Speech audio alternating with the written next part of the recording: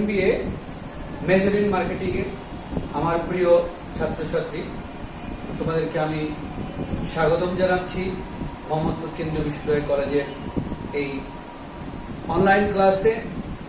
আজকে আমি তোমাদের সাথে আছি mister Terry Ghosh sir, associate professor, Mohammadpur কেন্দ্রীয় বিশ্ববিদ্যালয় কলেজ। আমি তোমাদের সাথে এর আগেও আমরা পর্যায়ক্রমে ক্লাস নিচ্ছি। তৃতীয় অধ্যায় আজকে আমরা ক্লাস দিব এবং আমার এই ক্লাসের মাধ্যমে শুধু আমাদের কেন্দ্রীয় কলেজই না, সারা বাংলাদেশের যারা মার্কেটিং এর মেজর আছে তারা এই চ্যাপ্টারের একটা দিক নির্দেশনা পাবে এই লেকচারের মাধ্যমে। এবং সবাই যদি আমার এই লেকচারগুলো দেখে তাহলে অতি সহজেই তারা MBA ডিগ্রি গ্রহণ করতে সহযোগিতা পাবে এবং ক্লাসগুলো এমনভাবে তৈরি করা যাতে সবাই কি করে এখান থেকে তাদের প্রয়োজনীয় নোটস এবং তাদের ইনফরমেশন কালেক্ট করতে পারে। তো আজকে আমরা মূলত তৃতীয় অধ্যায়ের আমরা WTO এর ব্যাকগ্রাউন্ড নিয়ে আলোচনা করব, WTO এর বিভিন্ন রাউন্ড নিয়ে আলোচনা করব এবং মাল্টিন্যাশনাল গ্রুপসের যে ধরন, যে প্যাটার্ন হয় সেগুলো নিয়ে আমরা আজকে আলোচনা করব। তো এই পূর্বেই আমি তোমাদেরকে কি করব, এভাবে আমরা আরো প্রাঞ্জলভাবে তোমাদের বর্ণনা করার জন্য আমি তোমাদেরকে স্ক্রিনটা আরো সামনে এনে এখন মূল বিষয়াবলিতে আমি চলে যাচ্ছি। তোমরা আজকে আমরা প্রথমেই তোমাদেরকে আমি আমার পরিচয় দিচ্ছি শিক্ষক পরিচিতিতে। আমি এখানে তোমাদের সাথে কৃষ্ণলাল ঘোষ, সহযোগী অধ্যাপক মার্কেটিং বিভাগ, মোহাম্মদপুর কেন্দ্রীয় বিশ্ববিদ্যালয় কলেজ আছি।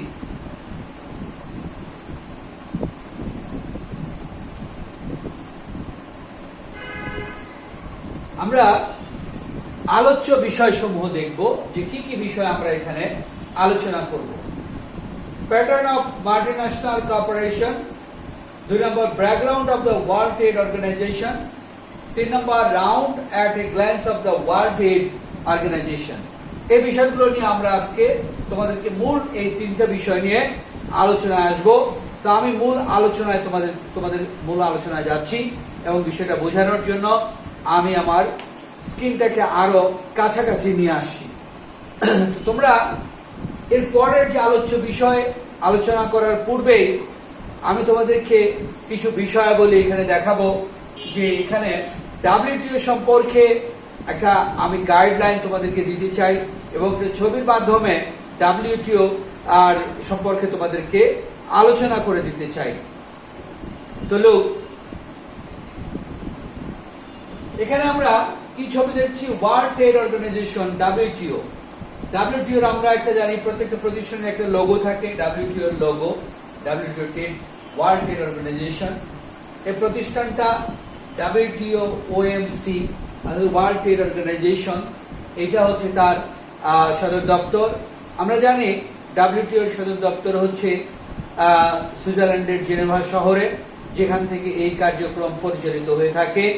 তার আমরা একটা সুন্দর ছবি তোমাদের প্রেক্ষাপটটা দেখিয়েছি এবং মূলত এই WTO কিন্তু প্রতিষ্ঠিত হয়েছে যে 1944 সালে, যখন দ্বিতীয় বিশ্বযুদ্ধে আমাদের সারা বিশ্বের অর্থনৈতিক প্রায় ভঙ্গুর অবস্থায় ছিল।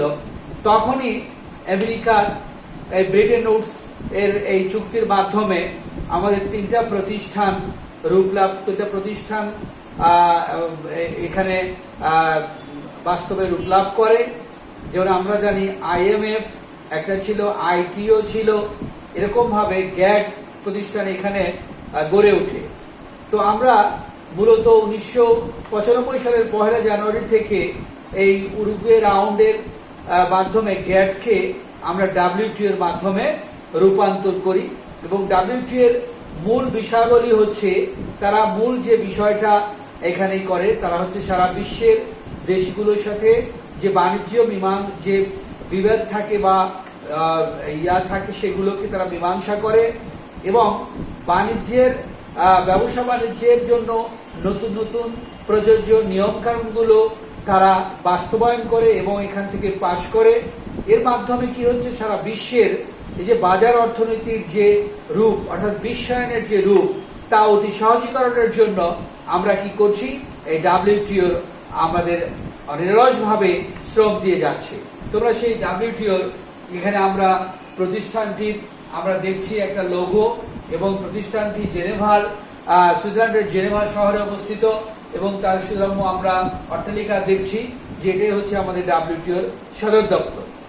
তো আমরা ডাব্লিউটিওর, কারণ এই অধ্যায়টাই মূলত ডাব্লিউটিওর উপর বেস করে, ওয়ার্ল্ড ট্রেড অর্গানাইজেশনের উপর বেস করেই মূলত এই চ্যাপ্টারটা অধিক আলোচিত হয়েছে। তো আমরা এরপরে তোমাদেরকে একটু আলোচনা করে দিচ্ছি।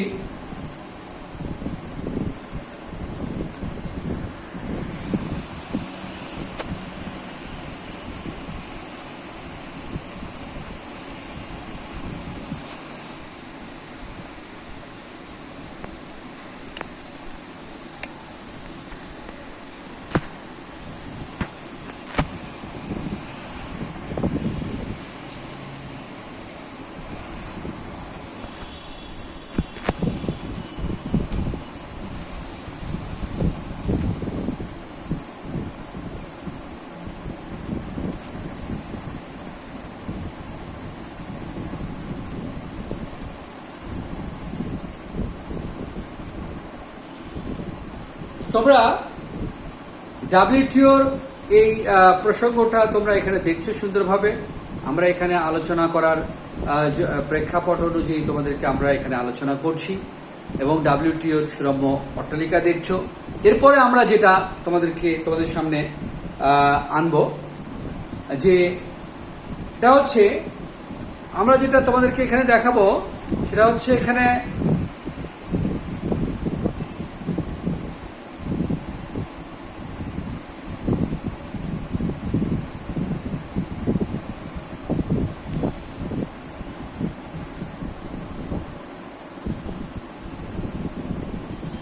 History of world trade Organization WTO and GATT. এটার হিস্ট্রি তাহলে আমরা কি, আমরা তোমাদেরকে আমি এখানেই করে দিচ্ছি। একটা নম্বর হচ্ছে General Agreement on Tariffs and Trade GATT, অর্থাৎ এইটার কি ছিল, created in 1947 in Geneva Switzerland, consist of 23 members, part of Bretton Woods systems to ensure a stable trade and economic world environment. আরেকটা হচ্ছে ইন্টারন্যাশনাল ট্রেড অর্গানাইজেশন, অর্থাৎ it was thought that GATT would become part of ITO. Chartered was negotiated in Havana 1948, set up the basic rules for international trade and other international economics matters.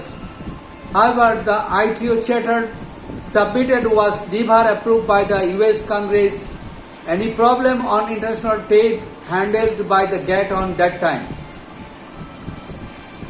Then World Trade Organization WTO, created in 1 June 1995, replacing GATT, established by the Financial Act of the Uruguay round of the negotiation. অর্থাৎ আমরা যদি এখানে বলি যে এই বিষয়টাকে আরো, অর্থাৎ হিস্ট্রি যদি বলতে চাই ওয়ার্ল্ড ট্রেড অর্গানাইজেশনের, তাহলে আমরা এই বিস্তারিত এখানে তোমাদেরকে তুলে ধরেছি। যে এই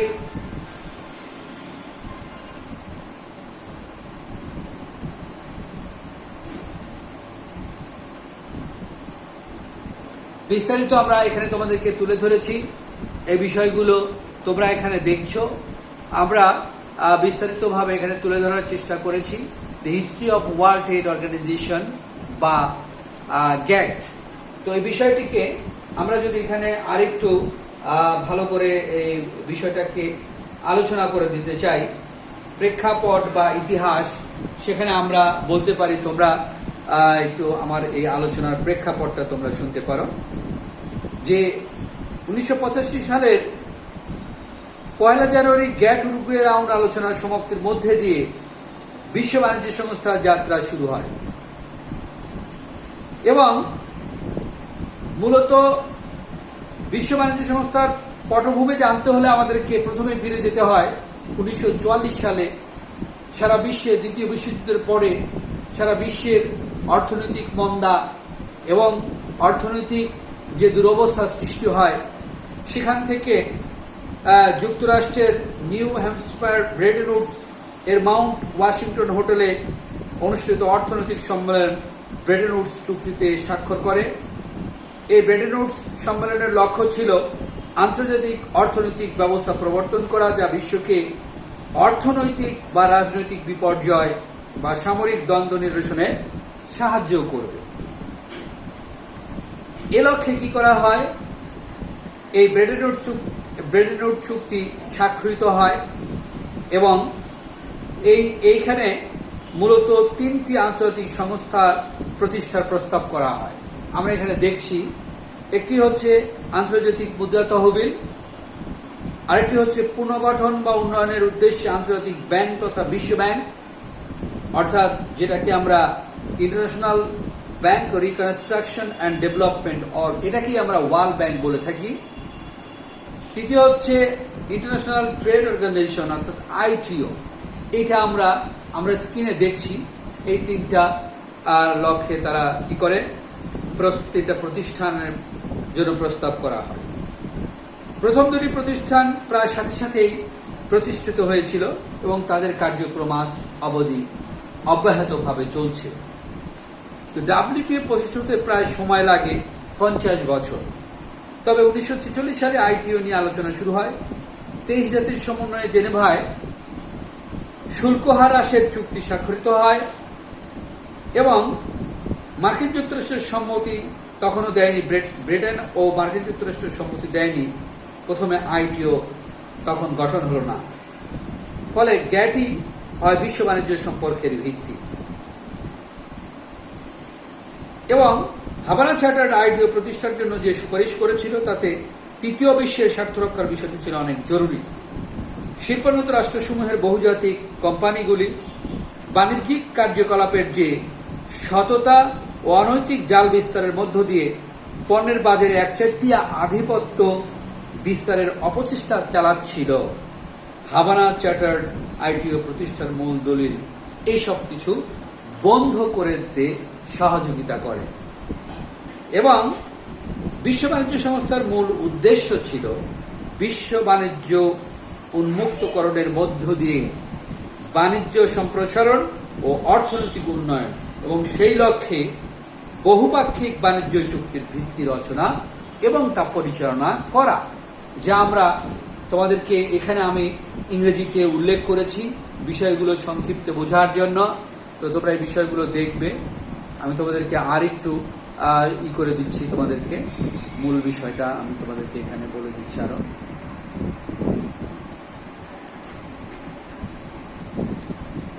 এভাবে general Agreement on trade and tariffs, আমরা এই 3টা পার্ট। ইন্টারন্যাশনাল ট্রেড আইটিও, তার গ্যাট প্রথমে হয়। গ্যাটের কি কয়েকজন সদস্য ছিল জেনারেল এগ্রিমেন্টে, তারপরে আইটিও হয়, তারপরে হয় হচ্ছে ওয়ার্ল্ড ট্রেড অর্গানাইজেশন। এভাবে আমরা 3টি প্রতিষ্ঠানের কিভাবে রূপ নিল, 2টি প্রতিষ্ঠানকে একত্রিত করে এই তৃতীয় ডাব্লিউটিও প্রতিষ্ঠানটি গড়ে ওঠে, তা তোমরা এক দৃষ্টিতে দেখছো, আমরা এক দৃষ্টিতে এখানে তোমাদেরকে দেখাচ্ছি। এই হচ্ছে আমাদের পর্যায়ক্রমিক একটা রিপ্লেসমেন্ট।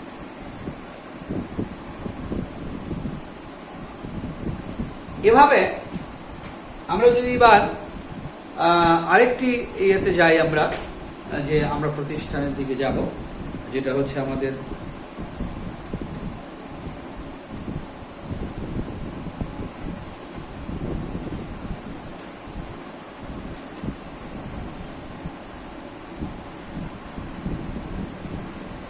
দেখো এরপরের আমাদের যে টপিক আলোচ্য বিষয়,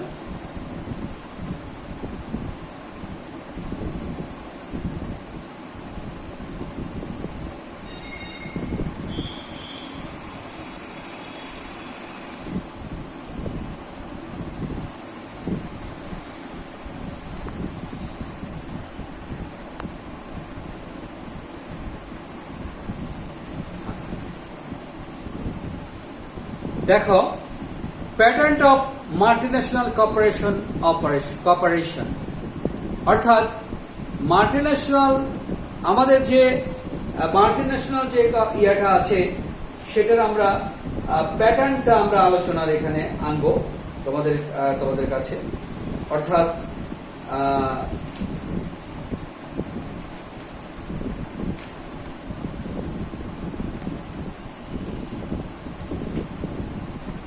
বহুজাতিক সহযোগিতার ধরন, প্যাটার্ন অফ মাল্টিন্যাশনাল কর্পোরেশন, অর্থাৎ বহুজাতিক যে সহযোগিতার যে ধরনগুলো আছে, অর্থাৎ কি কি প্রকারভেদ আছে বহুজাতিক এই সহযোগিতার যে ধরন আছে অর্থাৎ প্যাটার্ন আছে, সেটা নিয়ে আমরা একটু আজকে আলোচনা করতে চাই। Very important area. 1 নম্বর আমরা দেখছি আঞ্চলিক সহযোগিতা গোষ্ঠী, 2 নম্বর হচ্ছে মুক্ত বাণিজ্য এলাকা, 3 নম্বর হচ্ছে শুল্ক ইউনিয়ন, 4 নম্বর হচ্ছে সাধারণ বাজার। এখানে আমরা সাধারণ বাজার নিয়ে আলোচনা করেছি, তোমাদেরকে আমরা আলোচনা করে দিয়েছি সাধারণ বাজার। 5 নম্বর হচ্ছে রাজনৈতিক ইউনিয়ন। আমরা এখানে রাজনৈতিক ইউনিয়নের কথা বলছি এখানে যে 5 নম্বরে আমরা প্যাটার্ন অফ মাল্টিন্যাশনাল কর্পোরেশন, প্রথমে হচ্ছে আঞ্চলিক সহযোগিতা গোষ্ঠী। তো আমরা এই বিষয়টা একটু প্রেক্ষাপটটা একটু আলোচনা করতে চাই, যে প্রেক্ষাপটটা কি, যে সাধারণভাবে বিশ্ব বাণিজ্য সংস্থা একটি অত্যন্ত গুরুত্বপূর্ণ এবং বিস্তৃত বাণিজ্য চুক্তি, মূলত আমরা এটাকে বলতে পারি। তবে সব ধরনের বহুজাতিক বাজার গোষ্ঠীর সহযোগিতার নমুনা একরকম হয় না। এক এক গোষ্ঠীতে এক এক ধরনের নিয়ম কানুন পরিলক্ষিত হয়ে থাকে, তোমরা এটা জানো।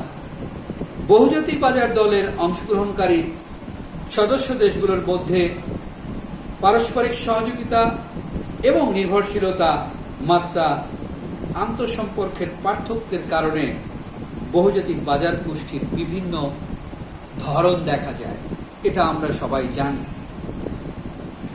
এক্ষেত্রে আমরা এই 5 ধরনের এই সহযোগিতার ধরন পরিলক্ষিত হয় আমাদের মাঝে। 1 নম্বর আমরা প্রথমেই বলেছি আঞ্চলিক সহযোগিতা গোষ্ঠী। আঞ্চলিক সহযোগিতা গোষ্ঠী, এটার সাধারণ অর্থ কি? সাধারণত বহুজাতিক সহযোগিতার মধ্যে সবচেয়ে বিখ্যাত, পরিচিত এবং মৌলিক নিদর্শন হচ্ছে এই আঞ্চলিক সহযোগিতা গোষ্ঠী। এটাকে আমরা অনেক সময় বলতে পারি আরসিডি হিসেবেও আমরা এটাকে বলি, রিজনাল কর্পোরেশন অফ ডেভেলপমেন্ট, এটাও আমরা বলে থাকি। এবং আরসিডিতে 2 বা ততোধিক দেশের সরকার তাদের অর্থনীতির মৌলিক স্বার্থে এবং উন্নয়নে যৌথভাবে সহযোগিতার হাতকে প্রসারিত করে থাকে। এ ধরনের আঞ্চলিক সহযোগিতা গোষ্ঠীতে অংশগ্রহণকারী প্রতিটি দেশ নতুন করে যৌথ মূলধনী ব্যবসায়ের অর্থ বা মূলধন বিনিয়োগের সাধারণত অঙ্গীকার বা কথা দিয়ে থাকে। পাশাপাশি ওই প্রতিষ্ঠানের উৎপাদনের অংশবিশেষ ক্রয়ের জন্য আগামভাবে প্রতিশ্রুতি দিয়ে থাকে। তা আমরা যদি এটার একটা উদাহরণ টানি তাহলে বিষয়টা বোঝা যাবে ভালোভাবে। কি করেছিল কলম্বিয়া ও ভেনেজুয়েলা ওরিনোকো নদীর উপর যৌথ উদ্যোগে একটি পানি বিদ্যুৎ প্রকল্প গড়ে তোলার জন্য কি করেছিল? একটা চুক্তি করেছিল। এবং তারা এই চুক্তিতে কি করেছিল? তারা যৌথভাবে নির্মাণ খরচ বহন এবং উৎপাদিত বিদ্যুৎ নিজেদের মধ্যে বন্টন করে নেওয়ারও চুক্তি উল্লেখ করেছিল চুক্তিতে। তার মানে 2 বা ততোধিক দেশ তাদের অর্থনৈতিক সুবিধার জন্য কি করে আঞ্চলিক সহযোগিতা গোষ্ঠী নামক এই গোষ্ঠী গড়ে তোলে, যেটা আমরা তোমাদেরকে কলম্বিয়া এবং ভেনেজুয়েলার অরিনোকো নদীর উপরে উদাহরণটা দ্বারা বোঝালাম। 2 নম্বর হচ্ছে মুক্ত বাণিজ্য এলাকা। তো আমরা কিন্তু মুক্ত বাণিজ্য এলাকা সম্পর্কে আমরা অবগত আছি এবং আমরা এর আগে 4th ইয়ার ইন্টারন্যাশনাল বিজনেস পড়ে এসেছি। সেখানে মুক্ত বাণিজ্য এলাকা সম্পর্কে আমাদের সুস্পষ্ট একটা ধারণা আছে।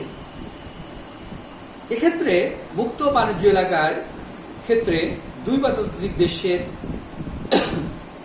নিজেদের মধ্যে শুল্ক সম্পর্কিত বাণিজ্যিক বাধা হ্রাস করার লক্ষ্যে নিজেদের মধ্যে চুক্তি সম্পাদন করে থাকে। মুক্ত বাণিজ্য এলাকাতে নিজেদের মধ্যে পণ্য আদান প্রদানে শুল্ক এবং অন্যান্য বাধা দূরীভূত করার প্রয়াস চালায় এবং বাহিরের তাদের এই সদস্যভুক্ত দেশের বাহিরের অন্য দেশের জন্য তাদের জন্য একটা নিজস্ব শুল্ক নীতি বিদ্যমান রাখে। মুক্ত বাণিজ্য এলাকার উদ্দেশ্য হচ্ছে সদস্য দেশগুলোর মধ্যে অবাধে পণ্য ও সেবার আদান প্রদান নিশ্চিত করা। এই জাতীয় মুক্ত বাণিজ্য এলাকার সদস্য দেশগুলো বাজারের ব্যাপক সুবিধা উপভোগ করে থাকে। আমরা যদি একটি উদাহরণ টেনে বোঝাতে চেষ্টা করি, সেটি কি, আমরা একটা উদাহরণ এখানে টানতে পারি যে আমেরিকার সাথে কানাডা ও মেক্সিকোর মধ্যে নর্থ আমেরিকান ফ্রি ট্রেড অর্থাৎ নাফটা এবং আলাদাভাবে ইসরায়েলের সাথে আমেরিকার মুক্ত বাণিজ্য চুক্তি রয়েছে। আবার 7 সদস্য বিশিষ্ট European trade free association, Asian free trade APTA, South American free trade area, South Asian free trade area SAFTA প্রভৃতি মুক্ত বাণিজ্য এলাকার একটা প্রকৃষ্ট উদাহরণ। অর্থাৎ সাপটা কিন্তু আমরা জানি যে আমাদের এই সার্কের যে কান্ট্রিগুলো আছে তাদের ভিতরে মুক্ত বাণিজ্য এলাকার জন্য এই ফ্রি ট্রেড এরিয়া গড়ে তোলে, যার নাম হয় সাপটা। এবং তা আমাদের এই সাপটা কার্যকারিতা অনেক কমে গিয়েছে, কারণ আমাদের এখানে ভারত, পাকিস্তান এদের সাথে সম্পর্কের অবনতির জন্য আমাদের এই সাপটা এলাকাটা ভালোভাবে বাস্তবায়িত হচ্ছে না এবং এর সুবিধা আমরা পাচ্ছি না, এটা তোমরা জানো। 3 নম্বর হচ্ছে শুল্ক ইউনিয়ন। বিষয়টা তোমাদের জানা আছে শুল্ক ইউনিয়ন সম্পর্কেও। যে বিষয়টা কি, আমরা শুধু মূল বিষয়গুলো তোমাদেরকে আমি আলোচনার ভিতর নিয়ে আসব। এই শুল্ক ইউনিয়নও অর্থনৈতিক সহযোগিতার একটি ধরন। শুল্ক সংঘের চুক্তিভুক্ত যে সদস্য দেশগুলো, তাদের দেশগুলোর ভিতরে কি করে তারা যে শুল্ক থাকবে এ সংক্রান্ত বাধাগুলো অপসারণ করে থাকে তারা আলোচনার মাধ্যমে, এবং চুক্তি বহির্ভূত দেশগুলোর সাথেও তারা বাধা অপসারণ। নর্মালভাবে চুক্তি বহির্ভূত দেশগুলোর সাথে বাধা অপসারণ করা সম্ভবপর হয় না। তাহলে শুল্ক বাধা শুধু শুল্ক ইউনিয়নভুক্ত দেশগুলোর মধ্যেই থাকে, এর বহির্ভূত দেশগুলো থাকে তাদের সাথে এই বাধা দূর করা সম্ভব হয় না। কারণ আমরা জানি আমরা এই নিজস্ব দেশের ব্যবসা বাণিজ্য বাজারকে রক্ষার জন্য গভর্নমেন্ট শুল্ক আরোপ করে থাকে বিভিন্ন পণ্যের জন্য, আর এটাকে একটা বাধা মনে করা হয় বিশ্ব বাণিজ্যের জন্য। এবং যারা একই শুল্ক ইউনিয়নের সদস্য থাকে তাদের ভিতরে একটা নির্দিষ্ট চুক্তি থাকে কিভাবে এই শুল্ক বাধাগুলো দূর করা যায়, সে সংক্রান্ত স্পষ্ট নির্দেশনা দেওয়া থাকে। কিন্তু শুল্ক বহির্ভূত দেশগুলোর সাথে এ ধরনের কোনো বাধা অপসারণ করা যায় না। বলতে অনেকটা মুক্ত বাণিজ্য এলাকার মতোই শুল্ক ইউনিয়নের কাজ হয়। মুক্ত বাণিজ্য এলাকার মতন শুল্ক ইউনিয়নেরও নিজেদের মধ্যে কোনো কর ধার্য করা হয় না, তবে বাইরের দেশগুলোর জন্য একটা নির্দিষ্ট হারে কর ধার্য করা হয়ে থাকে। তো বিষয়টাকে আমরা একটি উদাহরণের মাধ্যমে বুঝাতে পারি যে মায়ানমার, নেপাল ও ভুটান মিলে শুল্ক ইউনিয়ন গঠন করে। এই দেশগুলো নিজেদের মধ্যে বাণিজ্যের ক্ষেত্রে 15% শুল্ক আরোপ করবে বলে এবং বাইরের দেশগুলোর সাথে 35% হারে শুল্ক আরোপ করবে বলে নিজেদের মধ্যে একটা চুক্তি করে। এটাও আমরা বলছি যে শুল্ক ইউনিয়নের একটা প্রকৃষ্ট উদাহরণ। তারপর হচ্ছে 4 নম্বর সাধারণ বাজার। আমরা সাধারণ বাজার সম্পর্কে, সাধারণ বাজার হলো শুল্ক ইউনিয়নের পরবর্তী স্তর। এটাও হচ্ছে বিশ্ব বাণিজ্য মাল্টিন্যাশনাল কর্পোরেশনের ধরনের আন্তর্জাতিক সহযোগী ধরনের একটা পরবর্তী শুল্ক ইউনিয়নের পরবর্তী স্তর। সাধারণ বাজারে শুল্ক ইউনিয়নের মতন সকল ধরনের শর্ত এবং সুবিধা বিদ্যমান থাকে। তো অতিরিক্ত শর্তাবলীর মধ্যে অন্যতম বিষয় যেটা থাকে এখানে, সেটা হচ্ছে সেখানে পণ্য নয় বরং উৎপাদনের অন্যান্য উপকরণ যথা শ্রমিক ও মূলধনের অবাধ যাতায়াতের নিশ্চয়তা প্রদান করা হয়। এভাবে পণ্য, সেবা, শ্রম ও মূলধনের একটি সাধারণ বাজারে রূপান্তরিত হয়। এক দেশের পণ্য আর এক দেশে যেতে পারে, এক দেশের লোক আর এক দেশে গিয়ে চাকরি করতে পারে। এমনই ভাবে এক দেশের মূলধন আর এক দেশে সহজেই বিনিয়োগ করা যায়। শুধুমাত্র রাজনৈতিক দিক থেকে সদস্য দেশগুলোর মধ্যে পার্থক্য পরিলক্ষিত হয়, অন্য ক্ষেত্রে কোনো কিছু পরিলক্ষিত হয় না। এক্ষেত্রে আমরা একটা প্রকৃষ্ট উদাহরণ টানতে পারি তোমাদেরকে। এই উদাহরণটা আমরা এখানে দিতে পারি। যেমন আমরা যদি একটা উদাহরণ টানি বোঝার জন্য, রোম চুক্তির মাধ্যমে 1997 সালে ইউরোপিয়ান ইকোনমিক কমিউনিটি অর্থাৎ ইইসি একটি সাধারণ বাজার হিসেবে প্রতিষ্ঠা লাভ করে। এটাও একটা আমাদের সাধারণ বাজার। আরেকটা বাজার আছে সেন্ট্রাল আমেরিকান কমন মার্কেট, এটাও একটা সাধারণ বাজার। সাউদার্ন কমন মার্কেট ইত্যাদি। এরকম ভাবে ল্যাটিন আমেরিকার 3টি সাধারণ বাজারের উৎকৃষ্ট উদাহরণ আছে। তার মানে আমরা এই সাধারণ বাজারগুলোর আমরা কিছু উদাহরণ দেখলাম। এরপরে হচ্ছে আপনার রাজনৈতিক ইউনিয়ন।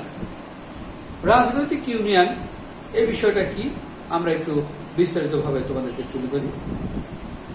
রাজনৈতিক ইউনিয়ন হচ্ছে আঞ্চলিক সহযোগিতার পরিপূর্ণ একটা সমন্বিত রূপ। স্বেচ্ছায় হোক বা বল প্রয়োগ করেই হোক, পরিপূর্ণ রাজনীতি ও অর্থনীতির একটি আরেকটির সাথে যুক্ত থাকে। রাজনৈতিকভাবে একই চিন্তাধারার কয়েকটি দেশ একত্রিত হয়ে এ ধরনের রাজনৈতিক ইউনিয়ন গড়ে তোলে। রাজনৈতিক সংঘের মৌলিক উদ্দেশ্য রাজনৈতিকভাবে এক দেশ আর এক দেশকে সহযোগিতা করা। এ জাতীয় আঞ্চলিক সহযোগিতার ক্ষেত্রে সদস্য দেশগুলোর মধ্যে পররাষ্ট্র এবং অভ্যন্তরীণ ক্ষেত্র ব্যতীত সরকারি নীতিমালার তেমন কোনো পার্থক্য পরিলক্ষিত হয় না। যেমন আমরা যদি বলি কমনওয়েলথ অফ নেশন হলো একটি স্বেচ্ছাসেবী রাজনৈতিক ইউনিয়ন, যারা সারা বিশ্বের 1/4 স্থল ও মানুষ নিয়ে এই ইউনিয়ন গঠিত এবং বিশ্বের 3/1 ব্যবসা বাণিজ্যের মাধ্যমে নিয়ন্ত্রিত হয়ে থাকে। অপরপক্ষে আরেকটি উদাহরণ দেওয়া যায় council of mutual economic assistance, একটি উল্লেখযোগ্য বাধ্যতামূলকভাবে গঠিত রাজনৈতিক union. Commonwealth of independent state, European union, এগুলো সফল রাজনৈতিক সংঘের প্রকৃষ্ট উদাহরণ। তো আমরা এই প্যাটার্ন অফ মাল্টি কর্পোরেশনের বিষয়গুলো তোমাদের সাথে আলোচনা করলাম। ভেরি ইম্পর্টেন্ট টপিক এটা, তোমরা অবশ্যই ভালো করে পড়বে। এর পরবর্তীতে আমরা সর্বশেষ round at a glance of world trade organisation, অর্থাৎ এই যে আমরা ওয়ার্ল্ড ট্রেড অর্গানাইজেশন দেখছি, সেই ওয়ার্ল্ড ট্রেড অর্গানাইজেশনের আমরা round at a glance of world trade, এক নজরে বিশ্ব বাণিজ্য সংস্থার আলাপ আলোচনা বা রাউন্ড যেটাকে আমরা বলে থাকি, সেটা হচ্ছে এটা।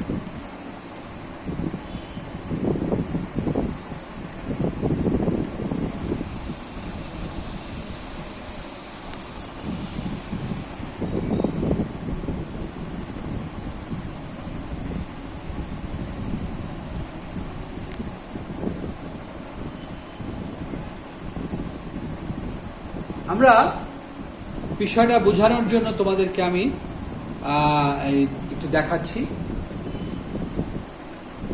তোমরা round at a glance of world trade organisation এই বিষয়টা তোমরা প্রেক্ষাপটটা প্রথমে দেখছো রাউন্ড, তারপরে বছর, তারপরে কোথায় হয়, তারপরে ফলাফল কি দাঁড়ায়, তারপরে হচ্ছে অংশগ্রহণকারী রাষ্ট্র কয়টি ছিল।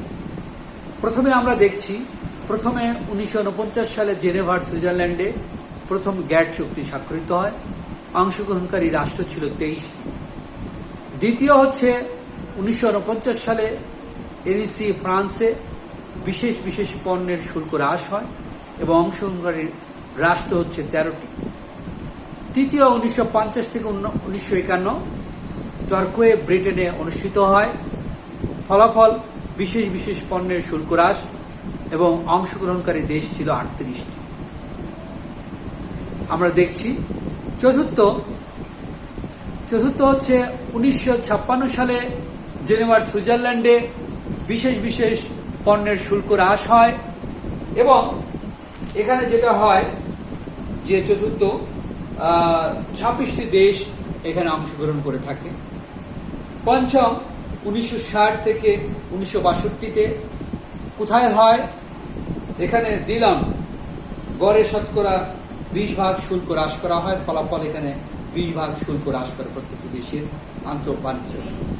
সদস্য দেশগুলোর ভিতরে 26টি কান্ট্রি উপস্থিত ছিল। ষষ্ঠ 1964 থেকে 1967 অনুষ্ঠিত হয় মার্কিন যুক্তরাষ্ট্রে এই আলোচনা এবং এখানে মূলত কারখানায় উৎপাদিত পণ্যের সঞ্চালনে আমরা কি করে থাকি, পণ্যের সঞ্চালনে 20% বাধা অপসারণ করা হয়। এই ফলাফল এখানে আসে এবং অংশগ্রহণকারী দেশ ছিল এখানে 62টি। সপ্তম রাউন্ড আলোচনা 1973 সাল থেকে 1979, যেটা টোকিও জাপানে হয়। এটার কি কি বাধা দূর হয়, ফলাফল কি দাঁড়ায়, পণ্য সঞ্চালনে অশুল্কজনিত বাধা দূর হয়, বাণিজ্য ভর্তুকি এবং ট্রপিক্যাল প্রোডাক্ট সম্পর্কে 11টি চুক্তি হয় এবং অংশগ্রহণকারী দেশ হয় 103টি। অষ্টম সর্বশেষ 1986-তে রাউন্ড আলোচনা হয় উরুগুয়ে এবং প্রথমবারের মতন সেবা খাত, কৃষি অন্তর্ভুক্ত হয়। TRIM, ট্রিপস ইত্যাদি প্রণয়ন করা হয় এবং সদস্য দেশগুলো, অংশগ্রহণকারী সদস্য দেশ ছিল 125টি। এভাবে আমরা আলোচনার প্রেক্ষাপট আনলাম। প্রথমে জেনেভা রাউন্ড, প্রথম রাউন্ড যেটা আমরা বলেছি, এনএসি রাউন্ড, তারপরে হচ্ছে টোকিও রাউন্ড, তারপরে হচ্ছে দিলন রাউন্ড, তারপর হচ্ছে কেনেডি রাউন্ড।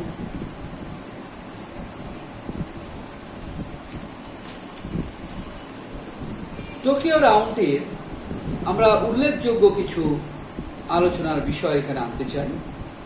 এটি ছিল অভূতপূর্ব সাফল্য, কারণ এই রাউন্ডের পূর্বে গড় শুল্ক ছিল শতকরা 40% মতো।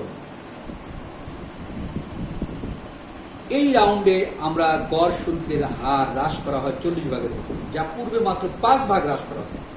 বিশ্বে বাণিজ্য অধিকরণের জন্য টোকিও রাউন্ডের অন্যতম বিবেচ্য বিষয় ছিল কৃষি এবং উক্ত রাউন্ডে কৃষিক্ষেত্রে বহুপাক্ষিক ফ্রেমওয়ার্ক তৈরির ব্যাপারে আলোচনা অব্যাহত রাখার সিদ্ধান্ত হয়। সপ্তমে এসেছিল হচ্ছে আমাদের কি উরুগুয়ে রাউন্ড, আমরা এটা বলতে পারি। সপ্তমে আমাদের কি ছিল, উরুগুয়ে রাউন্ড ছিল টোকিওতে। এই রাউন্ডের প্রেক্ষাপট 1982 সালে উরুগুয়েতে মন্ত্রী পর্যায়ের বৈঠকের মধ্য দিয়ে উরুগুয়ে রাউন্ডের বীজ বপন করা হয় এবং এই বৈঠকে বিশ্ব বাণিজ্যের অবাধীকরণকে আরো এগিয়ে নিয়ে যাওয়া হয়। টোকিও রাউন্ডে অসমাপ্ত বিষয়গুলোর সংযোজন ও অংশগ্রহণ বিভিন্ন রাষ্ট্রের অধিকতর নতুন বিষয় সংযোজনের পূর্ব শর্ত রূপের ফলাফল এখানে দেখা যায় এবং এই 1991 সালের ডিসেম্বর মাসে এই উরুগুয়ে রাউন্ডের যে আলোচনা শুরু হয় তাতে ড্রাফট ফাইনাল অ্যাক্ট শীর্ষক প্রায় 500 পৃষ্ঠার খসড়া দলিল গ্যাটের সাবেক মহাপরিচালক ড্রাঙ্কেল সদস্য রাষ্ট্রসমূহের বিবেচনার জন্য পেশ করে, যাকে আমরা ড্রাঙ্কেল চুক্তি হিসেবে বলে থাকি। তবে এই চুক্তির মূল বিবেচনার বিষয়গুলো কি কি ছিল, এক নম্বর ছিল কৃষি, স্যানিটেশন, বস্ত্র ও পোশাক, সার্ভিস, বিনিয়োগ, ডাম্পিং প্রতিরোধ, কাস্টমস ভ্যালুয়েশন, জাহাজীকরণের পূর্ব পরিদর্শন, উৎপাদন সূত্রের নীতিমালা, ভর্তুকি, সেফগার্ড রক্ষা কবচ এবং বিবাদ নিষ্পত্তি বা মতবাদ নিরসনের চুক্তি, বাণিজ্য নীতি সম্পর্কে পর্যালোচনা এবং সরকারি ক্রয় ইত্যাদি এই রাউন্ডে আলোচনা হয়। এবং এই রাউন্ড পূর্বের রাউন্ডের সমাপ্তির পর গ্যাট আর পুরনো গ্যাট থাকেনি, গ্যাট রূপান্তরিত হয় মূলত বিশ্ব বাণিজ্য সংস্থায়। উরুগুয়ে রাউন্ডের মতত্বে পৌঁছানো হয় যে বিশ্ব বাণিজ্য সংস্থা গঠন করা হবে এবং এ লক্ষ্যে চুক্তিভুক্ত সদস্যভুক্ত প্রতিটি দেশের পার্লামেন্টে তারা এই অনুমোদন পাশ করেন এবং অনুমোদন পাশের পরে 1995 সাল থেকে এটি কার্যকর হবে এবং এটি ডাব্লিউটিও নামে অনুমোদন পায়। বাণিজ্যকরণের লক্ষ্যে গৃহীত ডাঙ্কেল প্রস্তাব এবং তার ফলে নবপ্রতিষ্ঠিত বিশ্ব বাণিজ্য সংস্থা বিতর্কের ঊর্ধ্বে উঠে চালিত হতে না পারলেও পুঁজির বিশ্বায়নের অপরিষ্কৃত অনস্বীকার্য।